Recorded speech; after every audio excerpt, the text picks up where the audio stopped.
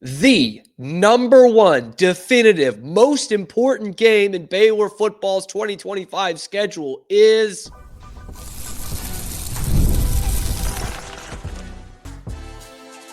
You are Locked On Baylor, your daily podcast on the Baylor Bears. Part of the Locked On Podcast Network, your team every day.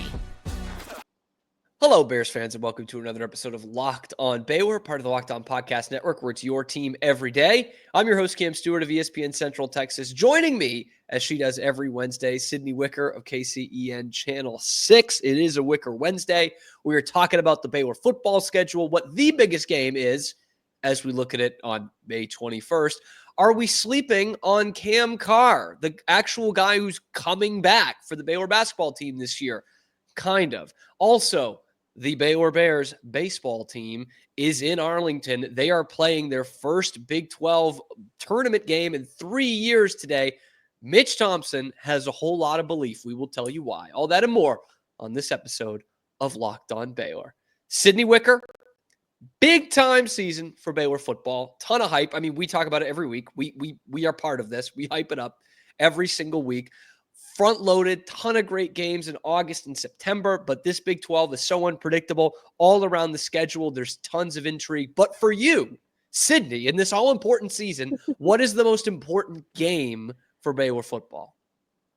That, when you texted me, I think you said, which one am I most excited for? All right, we'll go with that. We'll go with that. I feel a little gaslit right now because that's what I was prepping for. But I think they Words go are hand important. in hand. Yeah. Because the biggest game on their schedule, I think, is week 1.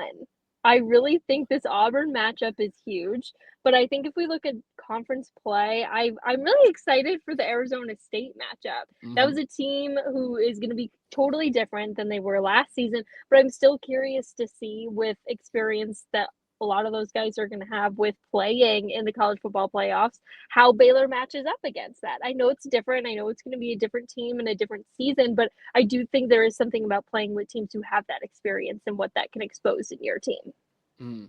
And we know from the Auburn side, we had Zach Blackerby of Locked On Auburn on a few weeks ago. He said the same thing. He thinks the most pivotal game for them is week 1 right out of the gates. And obviously, Arizona State in the Big 12, early in the Big 12 schedule, that's obviously a big time matchup. But why did your mind go to Auburn? Why are we because Auburn fans are thinking the same thing. Why is this week 1 so crucial? The college football playoff isn't until December. I just think there's something to be said in this week 1 matchup. It's a Friday night under the lights. Baylor, I think, has more to prove than Auburn. Auburn has been a very average team in the SEC the last couple of years. I've watched Auburn a lot in the last 3 years, covering them when they've played Mississippi State, Ole Miss, Alabama. Like, I've seen them at so many different levels within the last couple of years. And I feel like you're looking at 2 programs who are very similar. Baylor's been very overlooked. Auburn's never picked as a team that's going to finish very highly in the SEC. And Baylor's kind of been these underdogs in the Big 12 too. And now I just think both of them, in different perspectives, are these 2 teams that have something to prove. This Auburn team is going to be very different as far as their running back group looks, and so many things that have been like such a definitive answer for who they are as a program is going to look a lot different, which I think is going to be an advantage for Baylor. But I just think this SEC Big 12 showdown is something to keep your eyes on, and I think it's going to say a lot about both these programs right out the gates. And what's funny about it, too, is I said on the show last week, I think you could legitimately get a college football playoff team out of that game. Specifically, whomever wins is probably going to ride that momentum. And it's funny you say that, because Auburn and Baylor are both looked at kind of the same way nationally in terms of, like, oh, this could be a dark horse college football playoff team. But they start the season with in two very different ways, right? Baylor brings a ton back from a team that, this is all ifs, ands, or buts. If the season was 3 weeks longer, it would have been one of the best teams in the country the way they were going towards the end of the season. And Auburn has been the transfer portal team outside of, Texas Tech and LSU. Like, they have improved significantly out of the portal. That's why they're going to be ranked to start the year if they are. Baylor's going to be ranked if they are to start the year because they bring a ton back. It's almost like the duality of college football. Like which Yeah. one do you rock with more? It's obviously that is going to be a huge one. And the eyes of the nation are going to be upon that one. First big Friday night game of the year. That's going to be exciting. I know, unfortunately, plenty of Baylor fans will be up to more important deeds, which is high school football, starting on that Friday. But anyway, I digress. We move away from that. Sydney, can I go outside the box a little bit for mine? Is that okay? Yeah, I'm so curious to see what you have to say. Because most years this would be firmly inside the box. And any year that you're looking at a schedule as a Baylor fan, this one should be inside the box. But this year, 2025, we haven't really looked past September because there's been so many big games, right? Auburn's the end of August. But Auburn, SMU, and Arizona State are all within that first month. And I turn my attention towards October 18th at the school formerly known as Texas Christian University, TCU, in Fort Worth. That is off a bye week for the Bears. And the week before, they play Kansas State, which was also one of my picks of like, ooh, I should pick that game because everyone's going to be thinking Arizona State, SMU, Auburn. I should pick that game.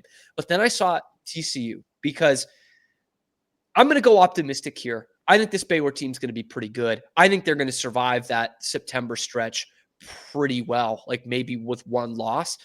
At Oklahoma State, it's a tough place to play. Kansas State, I think, is going to be a tough team. But if you're coming out of there with just one loss, and then you have a bye week, and then you're at TCU, a place where Baylor historically does not play well at all, and they have undermined TCU before.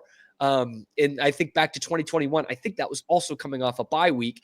And TCU had just fired Gary Patterson, and Baylor was kept out of the college football playoff because they couldn't beat a non-bowling TCU team on the road when it was one of Baylor's best teams, if not their best team ever. And looking at TCU, building up to that game, they also play SMU. They play at Arizona State, Colorado, and then at Kansas State the week before they host Baylor. So there's a very real opportunity that Baylor's coming in there with one loss ranking next to their name, and TCU's got like 3 losses because that also doesn't include the fact that they're playing Bill Belichick's North Carolina to start the year. They could have 3 losses at that point. And in that case, Baylor's totally overlooking them.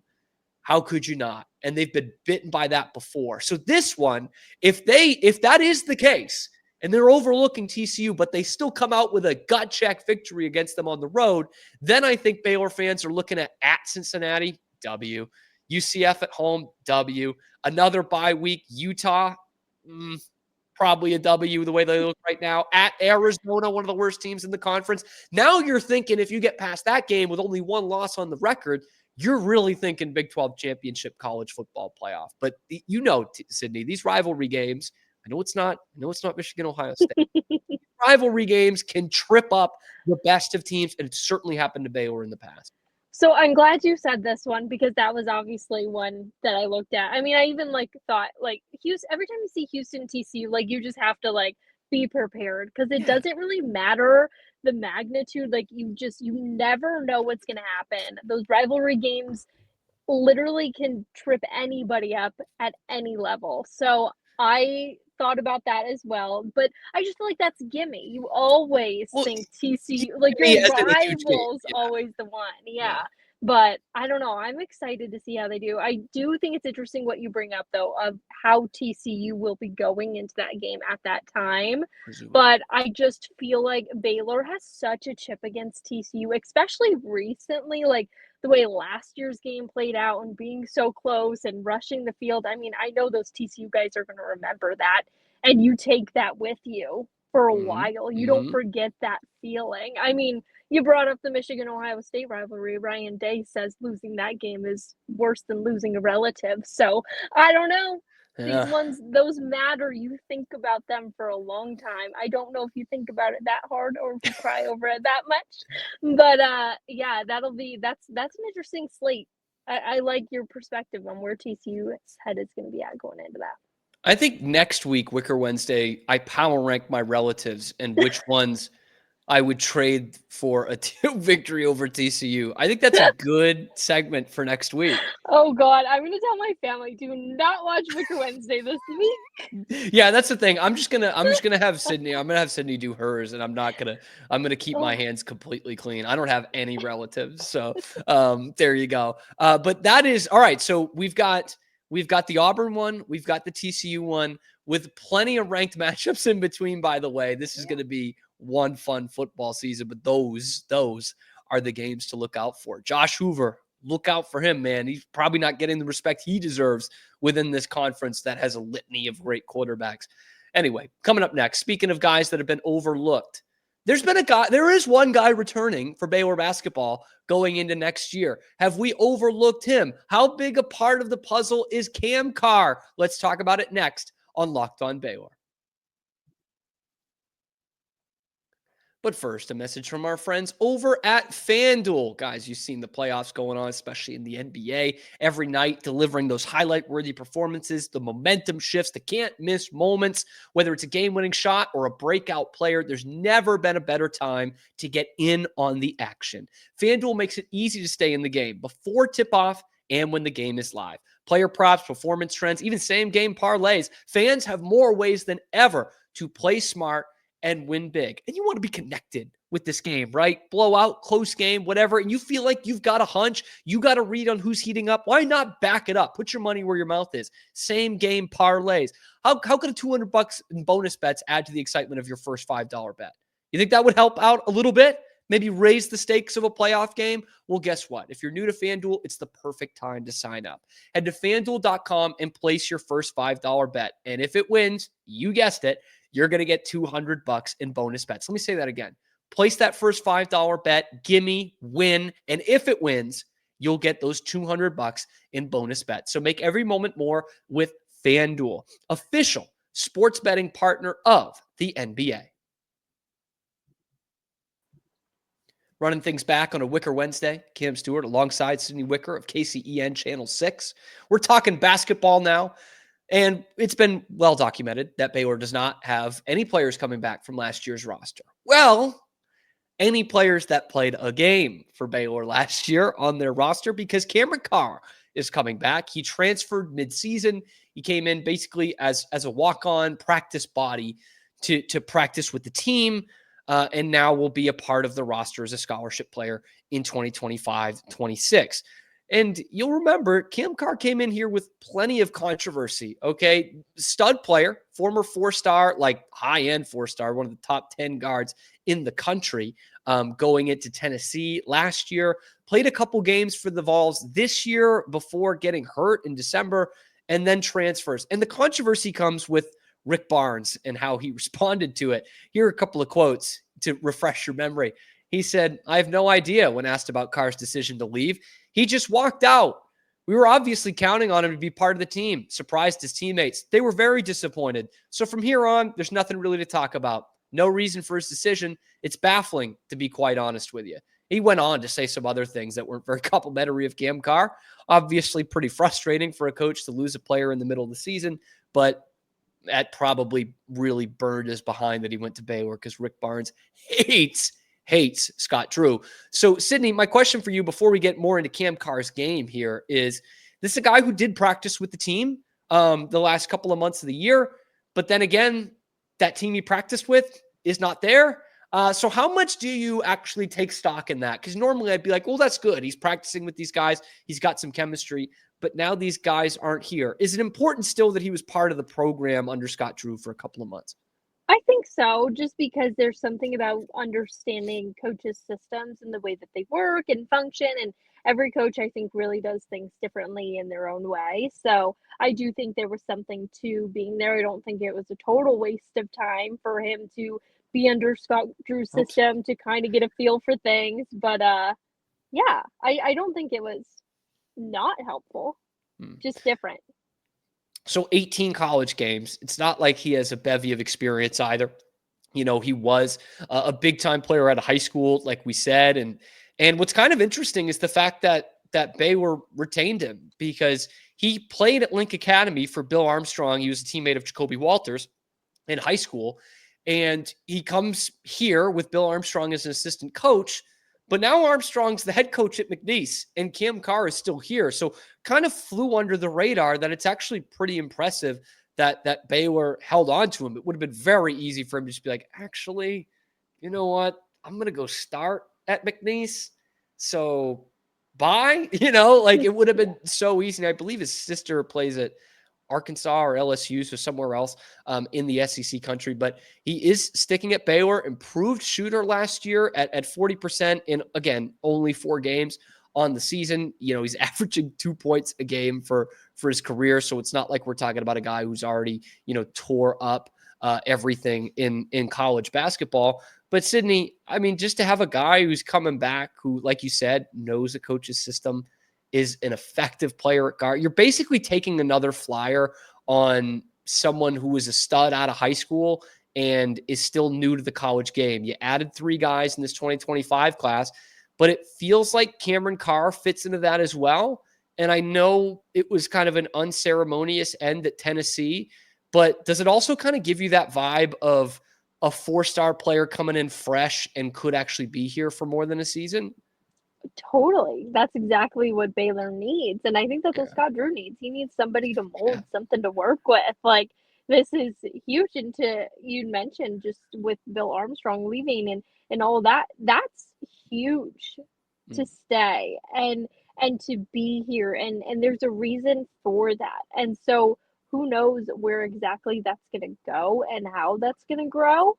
But I like it. And I think it's really important. And I think a guy who, I mean, he's got to be chippy after those things that Coach Barnes said. And then obviously Scott Drew and Coach Barnes having their own beef aside, like, it doesn't hurt to want to maybe go a little harder for your head coach, And so I think that he's a guy who could become really reliable and who knows, could step up and maybe be something that Baylor needs. Yeah, and they need all the production they can get just by, having to replace so much. Here he is. He's a guy who's practiced there. He's getting Scott Drew. That could help him go into the starting lineup to start the season, even for a guy who doesn't have a ton of college experience. Now, Sydney, I haven't really got the chance to ask you about this in a couple of weeks anyway, but this roster is finalized for Scott Drew. He's made the full turnaround. Cameron Carr is a part of that. How are you feeling about this team? We're all of a sudden talking about a top 25 recruiting class and a top 20 transfer portal class. It's a really tough conference to win in, but this has been impressive by Scott Drew, even in the portal era, to put this thing together. Yeah, definitely impressed, I would say, with the ability. I think after I came home from Raleigh and all the news started coming out, every player was going this way, that way, I was like, I couldn't even keep up. Yeah. It was. Yeah. I think a lot of us were like, oh my gosh, like, let's just rip up the paper and start fresh. And that's exactly kind of what's happened. But yeah, definitely impressed with what he's been able to do in the time he's been able to do it. I feel like they were able to get guys pretty quickly and to have this class coming in. I'm curious to see how the pieces come together. I think that was a big struggle last year. They had a lot of great pieces, but they didn't feel like they came together. We had guys who had big moments here and there, but it seemed like it all struggled to be one and to be consistent. And so I'm excited to see how these pieces come together now. And anything can happen. The numbers thrown out the window and all of that. Anything can happen if you have the right people. Yeah, it will be the great unknown. And for those who follow Locked On Baylor every day, just be prepared, okay? Because the real silent struggle here is for these YouTube thumbnails. There's going to be no pictures of guys who played on the team last year. So just get ready for the same 5 Scott Drew pictures every time we talk about basketball, if you guys can. All right, just be ready. I mean, there's some Cameron Carr ones, so maybe we'll just throw a ton of Cameron Carr Tennessee photos in the thumbnail. But just so people are aware of that as we get into the summer and into the fall. But let us know what you guys think about this roster down in the comment section below. And if we slept on Cam Carr, because we really haven't talked about him, he's boring. He's the guy who comes back. So let us know what you think in the comment section. Let us know what you think about Rick Barnes. Like the video, subscribe to the channel if you don't like Rick Barnes. How about that? Let's move on to baseball. There's some belief, some real belief in the Baylor baseball dugout, and it starts from the man at the top. Where is this coming from? We will tell you next on Locked On Baylor.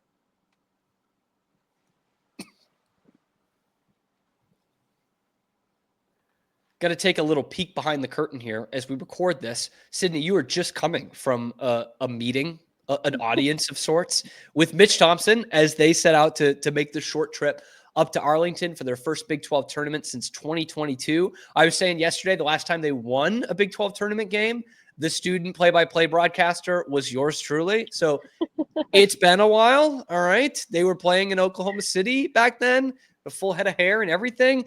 But now they head up to Arlington. We said before this season, it's a win if they get to this Big 12 tournament. That's the first step. They have made that first step.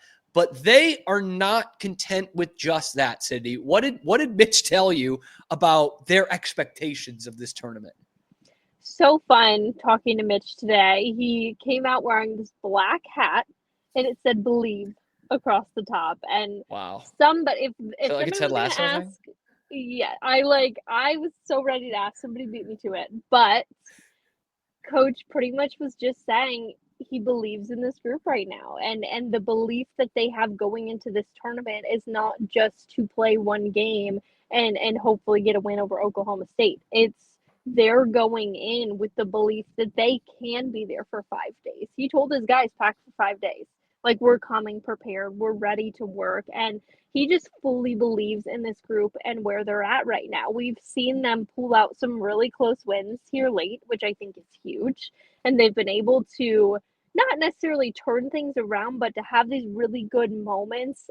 I think they're ready to get hot right now. And I think we've seen them get hot, especially with this recent UCF series. And now I think if there's any chance for them, like it's right now. And not to read too much into this, but like baseball is such a game of like man management and patience, right? And Mitch Thompson's such a baseball guy. He's been doing this for a long time, very successfully. So he gets that. And he also gets that it's a long season, and sometimes you need a little bit of a lift. He's not a rah-rah guy, all right? He's not Pete Carroll. He's not Bill Cowher. He's not going to hug and kiss you and tell you how great everything is and give a Herb Brooks type of speech in the locker room, clubhouse. But that said, you see him out there with a hat, very definitive statement, believe.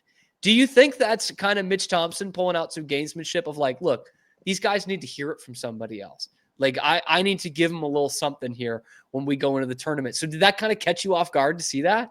It did. I mean, the fact that everybody kind of noticed, I think, said something. Because Mitch wears a hat every single time. Like, I don't know if I've ever seen Mitch take his hat off, honestly. Like, he's got something on all the time. But it was a staple. It was black. It was bold. And I think it was everything that he was saying. Like, he believes in this group. He has believed in them all season long. He struggled here and there just finding the right answers at times, but he's never given up on this group. He's had full faith. He just didn't think they had all the pieces together quite soon enough. But right now he believes, and so do the guys, and they're feeding off of that. So I love the Ted Lasso-ness of all of it. Like, who doesn't? Sometimes that's what you need, man. Exactly. And by the way, really, really totally complete tangential fact here.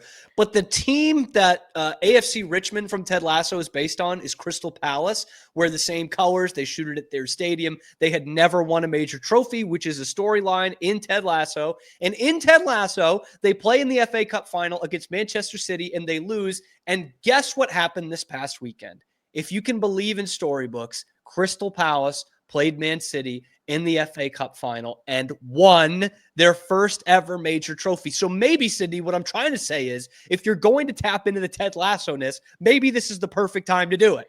Perfect time. Why not? I'm just bringing all these other kinds of sports that people don't watch on this show anyway, that my audience doesn't watch. But now they head up to Arlington, and now they got to play the games. Like, it's fun that they're there, but they got to play the games.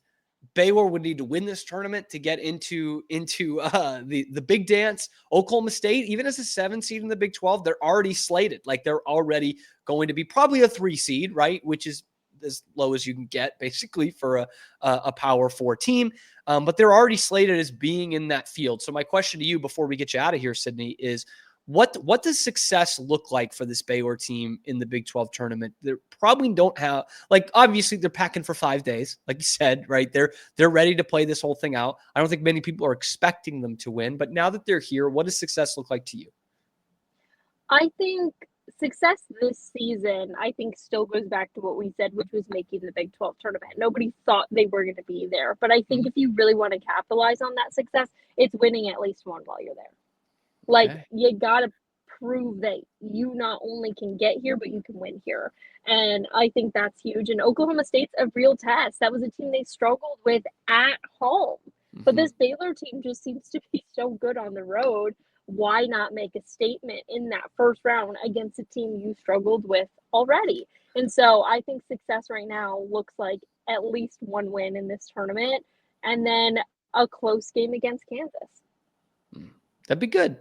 Hey, if you win, you prove that you deserve to be there, which I think is a good thing for Baylor to ask for. By the way, that last win in the Big 12 tournament, I remembered it as we were talking, it was against Oklahoma in 2019. Shea Langoliers hit a homer off Cade Cavalli. They're both veterans in the major leagues by now. So it's been a long time. It has been a long time since that has happened. Anyway, Sydney Wicker, KCEN Channel 6, plug away. What do you got going on this week?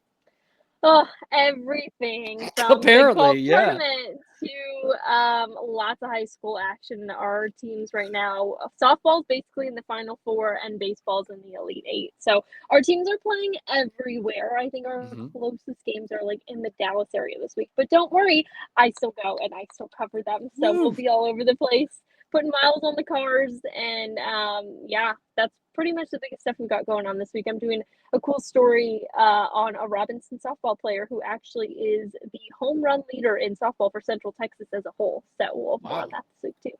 So, Can't wait to find that out. And just so you know, you will be going down to Austin for the China Spring Cougars, I am sure, as they're in the Final 8 for baseball. Stacked team. Dean Hanna leading the way once again.